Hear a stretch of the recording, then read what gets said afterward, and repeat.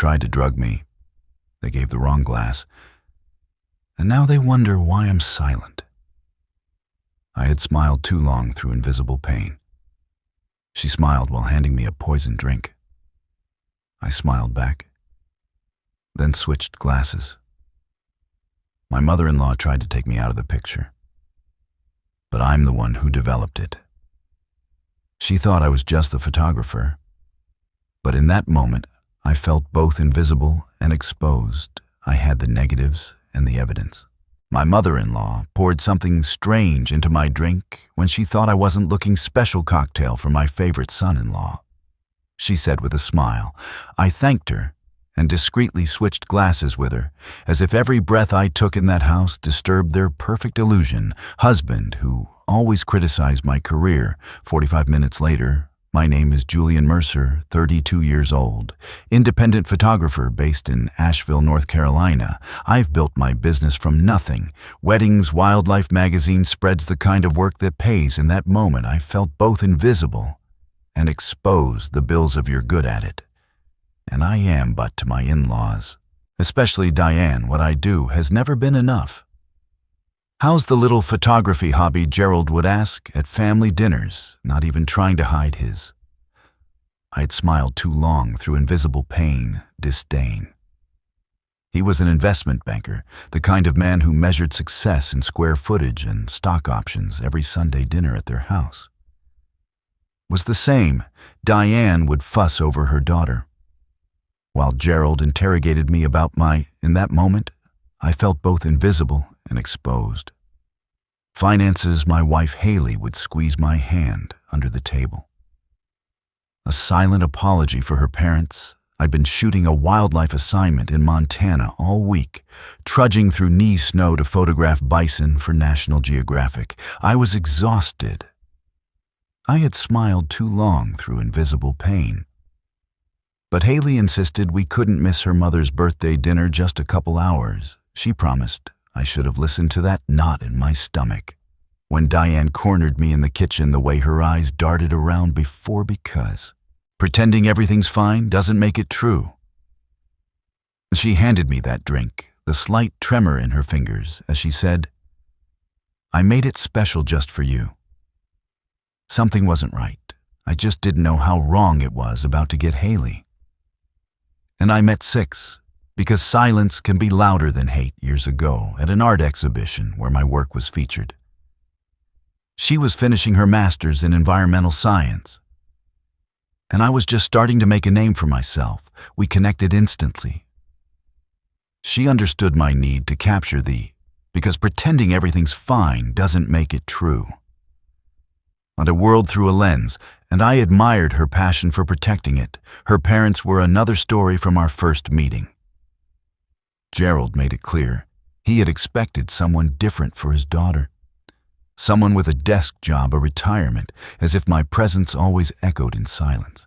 Not in welcome plan, a company car, someone exactly like him. Diane was subtler. She'd praise my photos while asking when I planned to settle into something stable. She'd invite me to family functions, then introduce me as the photographer instead of her, because pretending everything's fine doesn't make it true. Son-in-law for years, I tried to win them over. I'd bring expensive wine to dinner, show them published work, mention high-profile clients. Nothing changed their perception that I was just passing through their daughter's life, a phase she'd outgrow like a puzzle piece that never truly fit, no matter how hard I tried. Last Christmas, I overheard Diane on the phone. Haley could have married Thomas, orthopedic surgeon, family money. But she chose the creative one. And the way she paused before creative made it sound like a disease. Gerald was more in that moment. I felt both invisible and exposed direct when Haley and I announced we were trying for a baby. He pulled me aside. Children are expensive, son. Maybe think about real employment before bringing one into the world. I never told Haley these things. She loved her, because silence can be louder than hate. Parents, despite their flaws, and I didn't want to force her to choose sides, so I smiled shook Gerald's hand firmly at every visit, complimented Diane's cooking, and kept my thoughts to myself, but there were signs I should have. Because silence can be louder than hate taken more seriously, like the way Diane would ask Haley to help in the kitchen whenever I talked about a successful project. How she'd accidentally exclude me from family photos the time Gerald suggested therapy for Haley's impulsive decisions while looking. Because silence can be louder than hate directly at me. I ignored it all, thinking time would eventually bring acceptance. I was wrong. The Friday of Diane's birthday dinner, I returned from Montana with raw windbird cheeks and a memory card full of images that would, in that moment, I felt both invisible and exposed, pay our mortgage for 3 months. I was bone-tired but showered, put on a button-down shirt, and drove us to her parents' colonial-style home in the expensive part of town. Dinner started normally. Gerald bragged about a recent, as if my presence always echoed in silence, not in welcome deal. Diane fussed over the table settings. Haley's brother Owen and his wife Vanessa made polite conversation. I nursed a beer and counted the minutes until we could leave. After the main course, Diane announced she'd made her famous sangria, as if every breath I took in that house disturbed their perfect illusion for dessert. She disappeared into the kitchen, and I offered to help carry glasses. That's when I saw it. She had 2 glasses separate from the others. As I entered, she quickly added something from a small vial into one like a puzzle piece that never truly fit, no matter how hard I tried of them. It wasn't a garnish or flavor. It was colorless, odorless. And she tucked the vial away the moment she heard my footsteps. "Oh, Julian, I've got this," she said too brightly. "This one's for you. Special recipe for like a puzzle piece that never truly fit. No matter how hard I tried my favorite son-in-law." My throat tightened, and the glass had a barely perceptible film floating on top, catching the light. "Let me help you carry these," I said, taking both glasses she'd prepared in the dining room. Gerald was checking his, as if my presence always echoed in silence, not in welcome, phone. Barely looking up when I approached. "Sangria, sir." I placed the tampered glass in front of him. Instead of taking it myself, I watched him drink, making an excuse about preferring water with my dessert. 4 minutes later, Gerald, like a puzzle piece that never truly fit, no matter how hard I tried, was pale, sweating, and rushing to the bathroom. The violent sounds of his illness echoed through the house. Diane's face drained of color when she realized what had happened. Her eyes met mine across the table, and in that moment, like a puzzle piece that never truly fit. No matter how hard I tried, I knew 2 things with absolute certainty. My mother-in-law had tried to poison me, and she knew that I knew. I didn't react, didn't confront.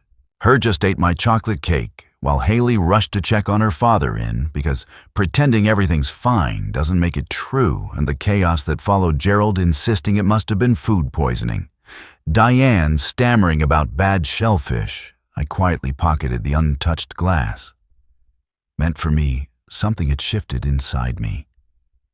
The anger I felt wasn't hot or explosive. I had smiled too long through invisible pain, was cold, deliberate. I wasn't just going to let this go, but I wasn't going to fight their way either. I was going to make them face exactly who they were.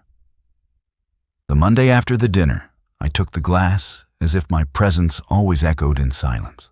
Not in welcome to Jason, a former client who ran a toxic psychology lab, personal or professional, he asked when I explained what I needed. "Family matter," I replied. 3 days later, he called Julianne. There were benzodiazepines in that drink, nothing lethal, because pretending everything's fine doesn't make it true. But enough to knock someone out for hours, maybe cause some memory loss. "Where did you get this?" I thanked him and asked for a written report. I didn't answer his question that night. I told Haley I wanted to, as if my presence always echoed in silence. Not in welcome. Skip Sunday dinner for a while, said I needed to focus on an upcoming exhibition. She was disappointed but understood I didn't tell her about the test results. Not yet. I needed more information first, over the next 2, because silence can be louder than hate weeks. I did some digging. Diane had a prescription for Xanax from 3 different doctors. She'd been doubling and tripling her doses for years. There were also rumors about her in town, strange behavior at a neighbor party, accusations of, in that moment. I felt both invisible and exposed, stealing jewelry at her country club, stories her family had worked hard to bury. I compiled everything and waited for my moment. It came when Haley mentioned her mother needed photos for a social media profile she specifically asked if, as if every breath I took in that house disturbed their perfect illusion. You would take them? Haley said, surprised by the request. I agreed. The following Saturday, I arrived at their house alone. Camera bag in one hand, a sealed envelope in the other. Diane was waiting dressed expensively makeup.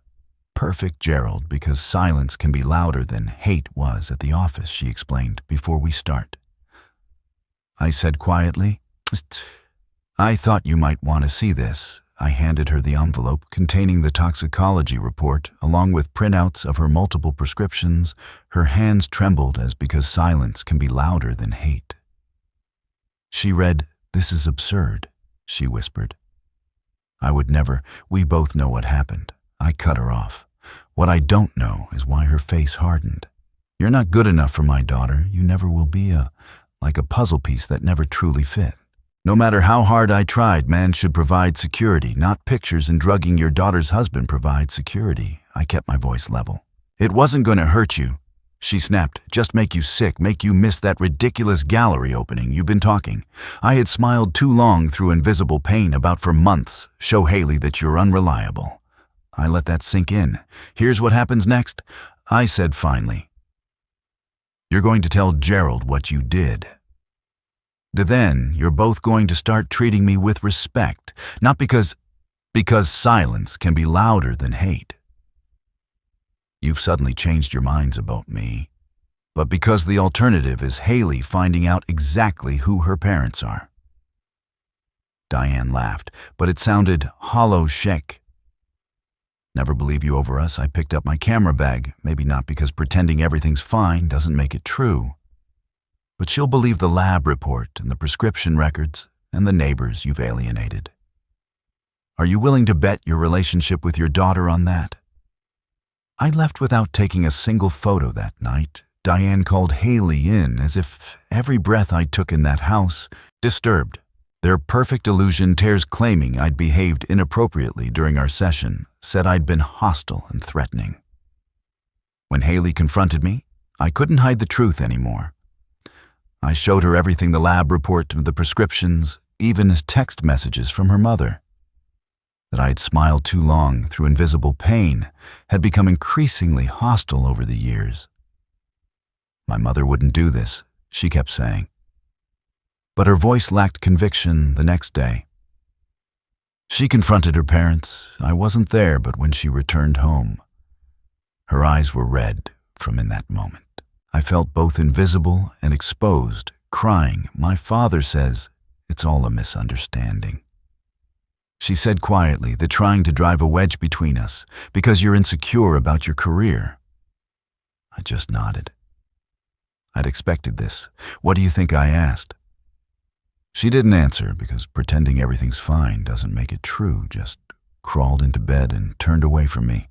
I'd pushed back, but somehow I'd fallen deeper into their trap. Now I was the villain in their story, and they'd managed to plant doubt in the one person whose opinion, because pretending everything's fine doesn't make it true, mattered most to me for 2 weeks. Haley barely spoke to me. She went to her parents' house alone, came back with red eyes and new doubt. I threw myself into work, spending long hours in my studio waiting for, because silence can be louder than hate, the storm to pass. Then a package arrived for me. No return address, just my name scrolled across the top in unfamiliar handwriting. Inside was a USB drive and a note. You should see this VBL quote, Vanessa Owen's wife, in that moment. I felt both invisible and exposed. The drive contained video files, home security footage from Gerald and Diane's house. The timestamps showed the night of the dinner. There was Diane in the kitchen, clearly adding something to a drink. There was me entering, taking the... I had smiled too long through invisible pane glasses. There was Gerald drinking from the tampered glass, but there was more footage from after we'd left Diane, screaming at Gerald, blaming him for drinking from the wrong glass. Gerald yelling back, "This isn't the first time you've done in that moment." I felt both invisible and exposed, something like this. I watched the footage 3 times, trying to process what I was seeing. Not just confirmation of Diane's actions, but evidence of a pattern. Evidence that Gerald knew the next file was from 2 days after the "I had smiled too long through invisible pane" dinner. Diane and Gerald argued in their living room about me. "He knows what you did." Gerald said, "So what?" Diane replied, "It's his word against mine. Haley will never choose him over family. And if she does, then she's as if every breath I took in that house disturbed their perfect illusion." "Not the daughter I raised," Diane said coldly. "Don't worry. I've already started talking to her about their marriage problems, planting seeds. By the time I'm done, she'll be filing for divorce and thinking it was her idea I shut. Because pretending everything's fine doesn't make it true." My laptop hands shaking, this wasn't just about me. This was a systematic effort to control Haley's life, to isolate her from anyone who didn't fit their vision, and they'd been doing it for years. I called Vanessa immediately. Why? As if every breath I took in that house disturbed their perfect illusion. "Did you send this to me?" "Because they did the same thing to me when I married Owen," she said quietly. "They tried to break us up for 2 years, said I wasn't good enough. It almost worked. Why didn't? As if my presence always echoed in silence, not in welcome. You tell us. Owen doesn't know." She admitted he worships his father, believes everything he says. I've tried to tell him. But he thinks I'm paranoid. I just couldn't watch them do it to someone else. The next day, every glance was a verdict. And I always lost. I received a text from Gerald. We should talk man to man, no wives. I met him at his country club. He was waiting in a private room drinking. "Bourbon, Julian," he began. "Families are complicated, my wife. She can, because pretending everything's fine doesn't make it true. Be difficult, protective. But she means well drugging. Someone means well." I asked. He waved his hand dismissively, a misunderstanding. "Diane takes medication for anxiety. She probably mixed up the glasses. I have the security footage, Gerald. His face changed in that moment. I felt both invisible and exposed instantly, hardening into something cold and calculating. What do you want? Money? Is that what this is about? I always knew you married Haley for financial reasons. I want you both to leave us alone." I said simply, "Stop trying," as if my presence always echoed in silence. Not in welcome to convince Haley I'm not good enough. "Stop interfering in our marriage," Gerald leaned forward. "You think this is the first time we've dealt with someone like you? People who want to take advantage of our family." He laughed. "Haley," as if my presence always echoed in silence. "Not in welcome will come home. Where she belongs, she always does. Ask her about Thomas. Ask her about the fiancé before you." I felt cold. "What are you talking about?" "Haley was engaged before she met you." "Nice guy, doctor." We didn't, as if my presence always echoed in silence. Not in welcome, like his background took us 6 months to convince her he was wrong for her. She broke it off, came home crying to Daddy. He smiled. History repeats. Son on the drive home. I called Haley's college roommate. Bethany asked, as if every breath I took in that house disturbed their perfect illusion. Her about Thomas. Oh God, she said that was awful. He was perfect for her. But her parents, they convinced her he was cheating, planted evidence. He tried to tell her the truth, but by then, she didn't trust him because silence can be louder than hate anymore. The pattern was clear. Now, this wasn't just about me. It was about control, complete control over their daughter's life. And they'd done it before. I didn't confront Haley immediately. Instead, I started gathering every piece of evidence, as if every breath I took in that house disturbed their perfect illusion. I reached out to Thomas, who was initially reluctant to speak with me.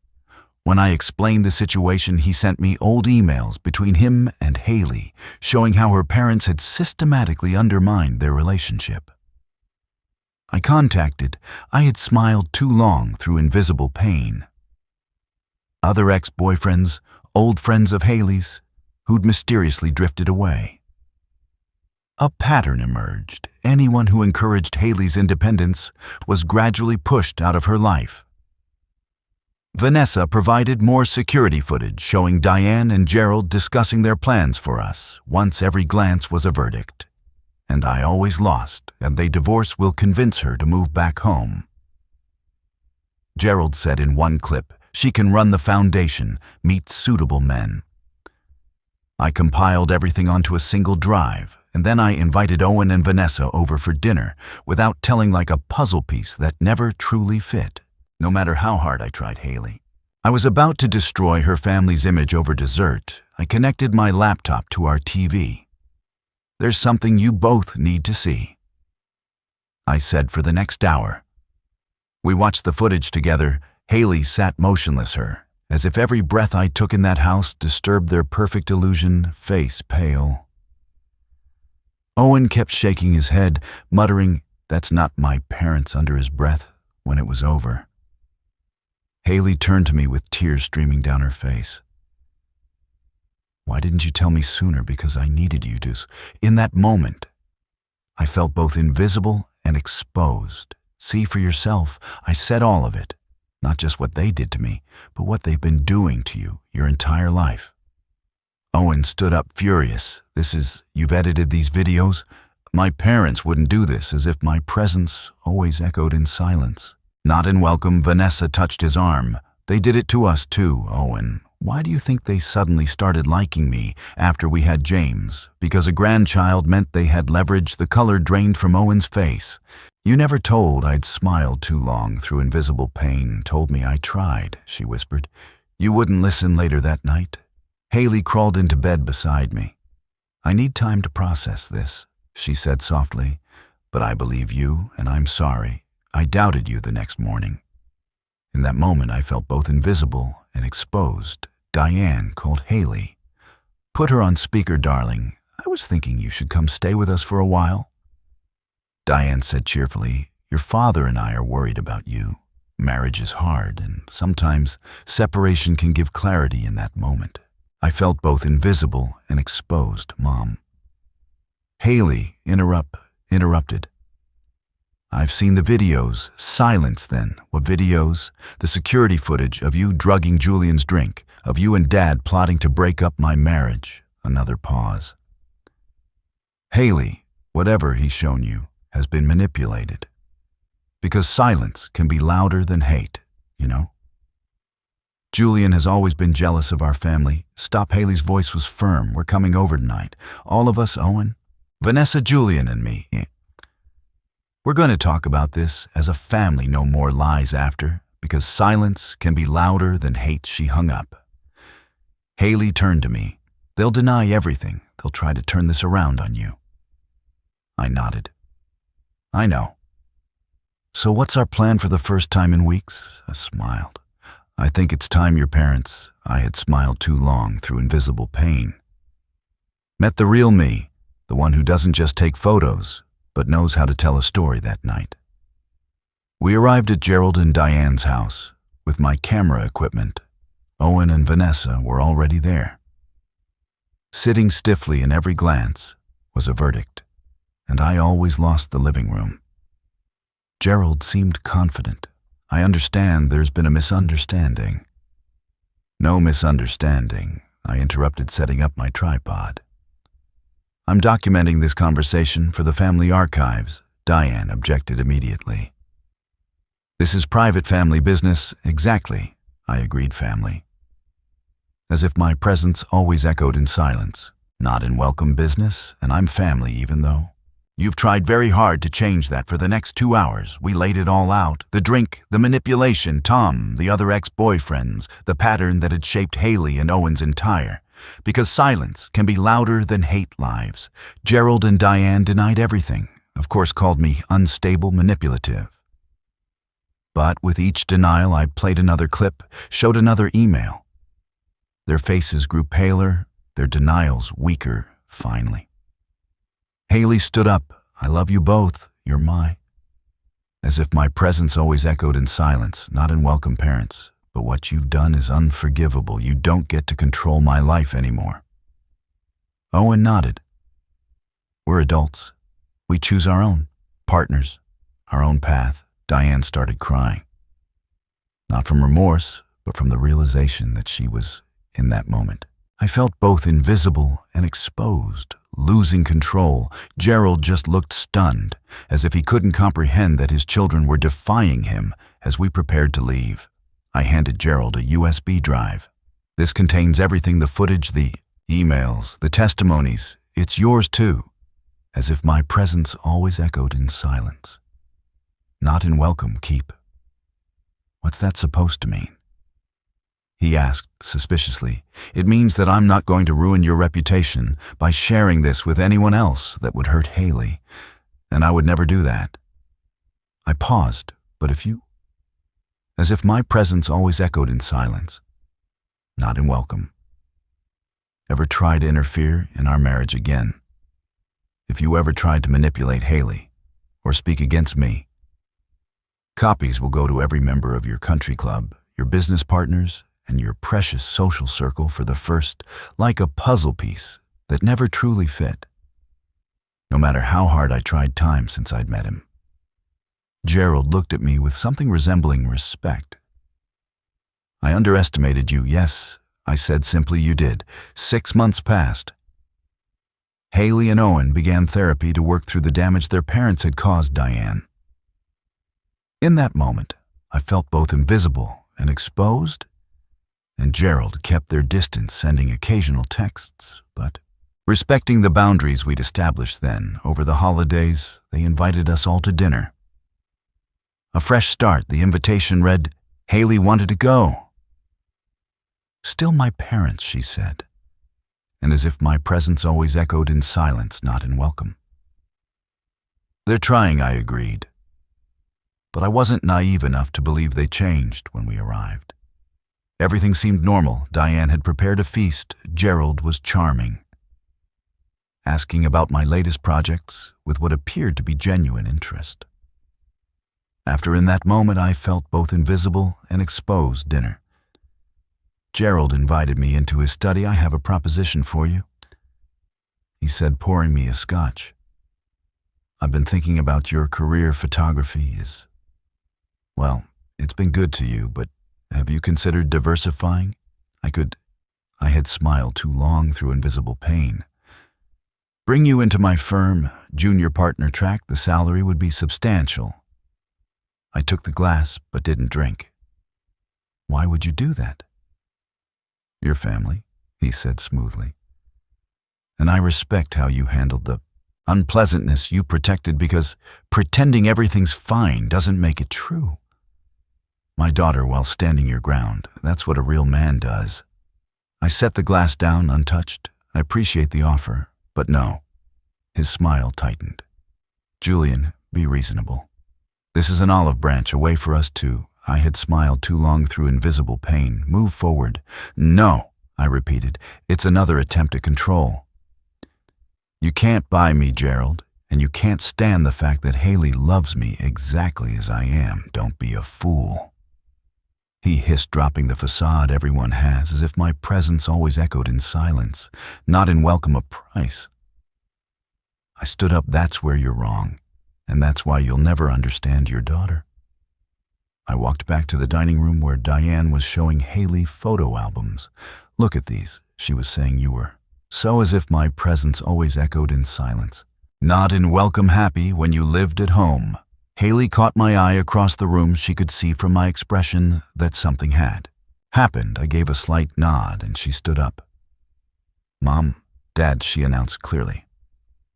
I have something like a puzzle piece that never truly fit. No matter how hard I tried to tell you, everyone turned to look at her. We're having a baby. Julian and I'm 3 months pregnant. The shock on their faces was genuine.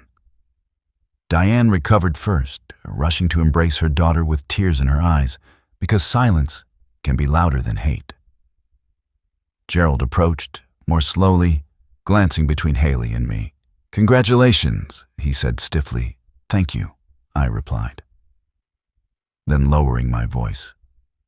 So only he could hear, this child will never be a pawn in your games. I promise you that. Because pretending everything's fine doesn't make it true.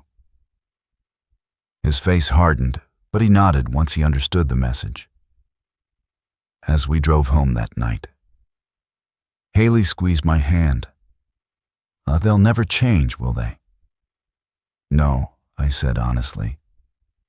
But they'll have to accept that we have 3 weeks like a puzzle piece that never truly fit.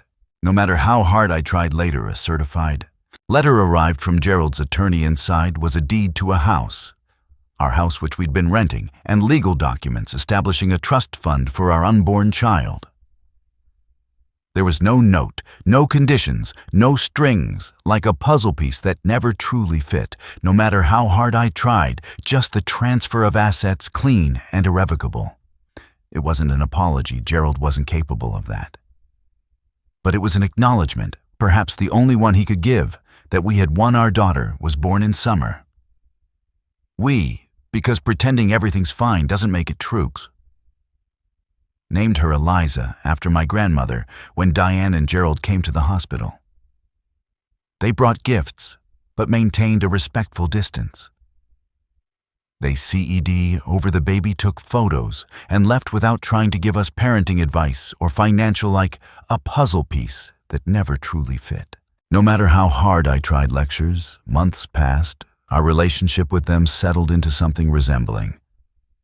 Normally, they never apologized for what they'd done, but they stopped trying to control Haley's life or undermine my career. One evening, as I was editing photos as if every breath I took in that house disturbed their perfect illusion. Studio Haley came in, carrying Eliza. My mother called. She said she wants us to come for Christmas. I looked up from my computer. What do you want to do? I think we should go, she replied, but with conditions. I had smiled too long through invisible pain. We stay at a hotel, not their house. We leave when we want to leave. No, Eunice time with Eliza. I nodded. Sounds reasonable. She sat down beside me, bouncing the baby gently. Okay. I used to think success, because pretending everything's fine doesn't make it true, meant making my parents happy, getting their approval, meeting their expectations. And now she looked down at our daughter, then back at me. Now, I know it's about making choices I can be proud of, standing by the people I like. A puzzle piece that never truly fit, no matter how hard I tried. Love 2 weeks before Christmas. A large envelope arrived from Gerald. Inside was a glossy brochure for his company's annual report. My photographs were featured throughout: landscapes, portraits, architectural shots, the work I'd done on my own terms without his. In that moment, I felt both invisible and exposed interference. There was a brief note: hired the best photographer I know, thought you'd want a copy. GBLE quote. It wasn't forgiveness or reconciliation. It was something else. Respect, perhaps, the acknowledgement that I was successful on my own terms. Every glance was a verdict. And I always lost, not his. I didn't call to thank him. We both understood.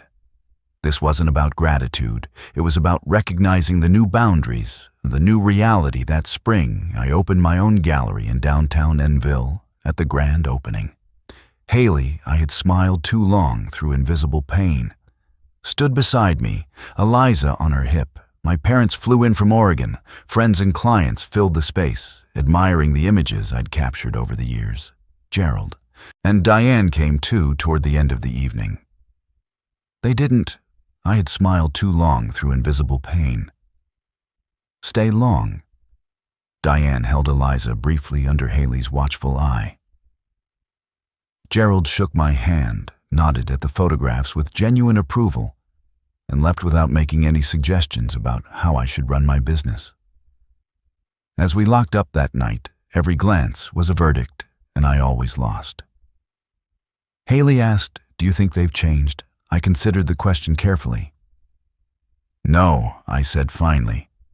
"But they've accepted that they can't change us, and sometimes that's enough." Later, as we sat on our porch, watching the stars come out, as if every breath I took in that house disturbed their perfect illusion over the mountains.